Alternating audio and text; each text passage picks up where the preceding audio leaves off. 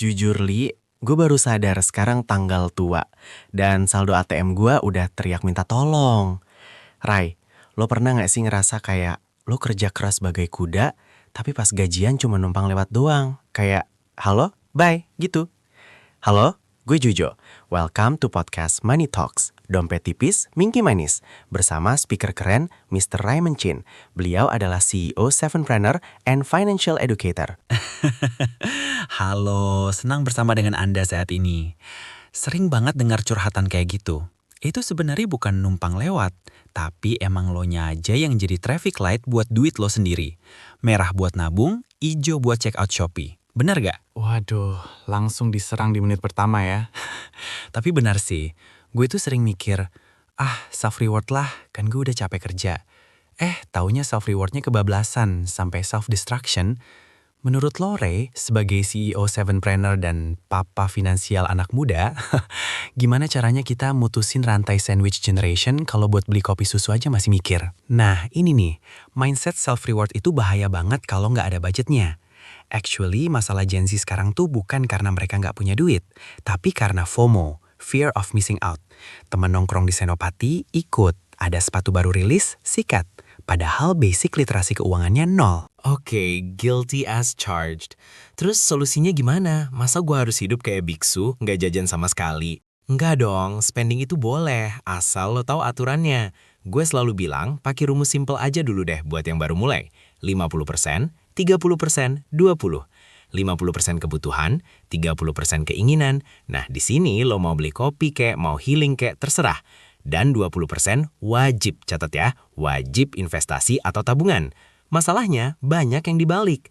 80% keinginan, sisanya insya Allah. Sisanya insya Allah, benar banget lagi. Oke, ngomongin soal 20% tadi nih Ray. Sekarang kan opsinya banyak banget. Ada saham, kripto yang lagi roller coaster, terus ada properti yang kayaknya mustahil buat Gen Z beli rumah. Buat pemula yang modalnya katakanlah sisa uang jajan, mending masuk mana? Good question. Kalau lo tanya gue, investasi terbaik buat lo yang modalnya masih tipis adalah leher ke atas. Hah? Maksudnya operasi plastik biar cakep terus jadi artis? Bukan, woy. Maksudnya invest in yourself, ilmu, skill. Lo beli buku, ikut course, atau belajar skill baru yang bisa nambah income. Karena gini logikanya, kalau lo investasi 100.000 perak di saham, mau naik 100% pun lo cuma dapat 100.000. Nggak kerasa kan? Iya juga sih. Buat beli kuota aja abis itu. Exactly. Tapi kalau lo pakai duit itu buat belajar digital marketing misalnya, atau belajar coding, itu bisa ngeboost penghasilan lo jadi jutaan atau puluhan juta. Nah, pas income lo udah gede, baru deh lo diversifikasi ke saham atau kripto buat wealth preservation atau numbuhin aset. Jangan kebalik, duit pas-pasan tapi maksa main kripto micin, ujungnya malah jadi donatur whale. Benar. Jadi gue selama ini salah strategi ya. Gue malah sibuk nyari saham gorengan biar cepet kaya. Nah itu, mental cepet kaya itu musuh utama. Investing is boring, man. Kalau lo mau seru, pergi ke Dufan, jangan ke pasar saham. Investasi itu harusnya ngebosenin karena lo cuma naruh duit, nunggu, dan biarin compounding interest bekerja. Oke, noted. Investing is boring. Sekarang kita geser dikit ke dunia bisnis nih, Ray. Lo kan sering banget bedah kasus marketing di konten lo. Gue lihat sekarang banyak banget brand lokal yang hype-nya gila-gilaan, tapi setahun kemudian hilang. Kayak ingat es kepal Milo? Oh, ingat banget. Itu classic example dari bisnis yang cuma riding the wave. Nah, bedanya apa sih sama brand yang sustain? Apa karena mereka kurang budget marketing atau gimana? Sebenarnya bukan cuma soal marketing. Marketing itu cuma toa, cuma pengeras suara. Kalau produk lo sampah, mau lo teriak pakai toa sekeras apapun, orang cuma bakal beli sekali karena penasaran. Abis itu buy. Bisnis yang sustain itu bisnis yang nyelesain masalah. Nyelesain masalah. Contohnya? Coba lihat Kopi Kenangan atau brand lokal lain yang gede.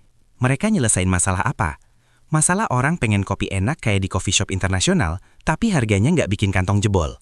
Produk market fit-nya dapat. Sementara kalau bisnis viral doang, mereka cuma jual gimmick.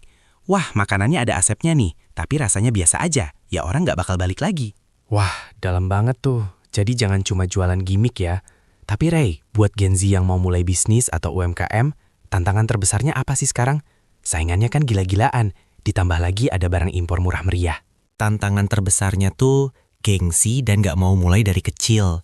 Banyak yang DM gue, Bang Rai, gue mau bisnis tapi gak ada modal 100 juta. Padahal, lu bisa mulai jualan jasa, atau dropship, atau bikin konten dulu buat bangun audiens. Benar, maunya langsung jadi CEO yang duduk di kursi kulit ya? Iya, padahal gue dulu juga mulai dari jualan baju, jualan casing HP. Lo harus ngerasain dulu susahnya nyari satu customer. Itu mental yang gak bisa dibeli pakai duit investor. Dan soal barang impor, come on, kita punya kelebihan yang mereka nggak punya, local relevance. Kita ngerti bahasa, budaya, dan selera orang Indonesia. Pakai itu sebagai senjata. Gila, merinding gue. Local relevance ya. Jadi kita nggak perlu takut sama raksasa global kalau kita ngerti tetangga kita butuhnya apa. 100%. Dan satu lagi, konsistensi. Kedengaran klise, tapi beneran.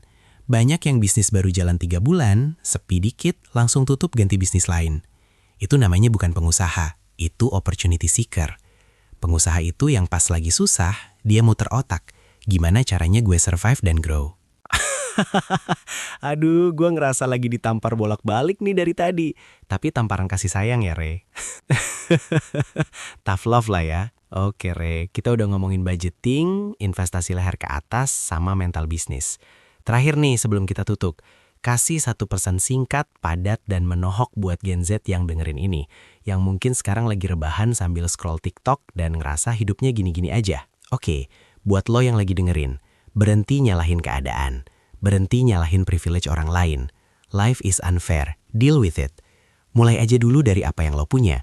Kurangin complaining, banyakin action. Karena 5 tahun lagi, lo bakal berterima kasih sama diri lo yang hari ini memutuskan untuk mulai. Start small, but start now. Boom, start small but start now. Gila, daging semua isinya hari ini. Ray, thank you banget udah mampir dan ngerujak dompet serta mental kita hari ini. Anytime bro. Semoga abis ini nggak cuma didengerin, tapi dipraktekin ya. Jangan masuk kuping kiri, keluar kuping kanan. Siap bos. Nah teman finansial, itu tadi obrolan kita bareng Raymond Chin. Ingat, kaya itu bukan sulap, tapi proses. Kalau lo suka episode ini, jangan lupa share ke teman lo yang hobi ngutang tapi instastory-nya jalan-jalan mulu. Waduh, sarkas banget penutupnya.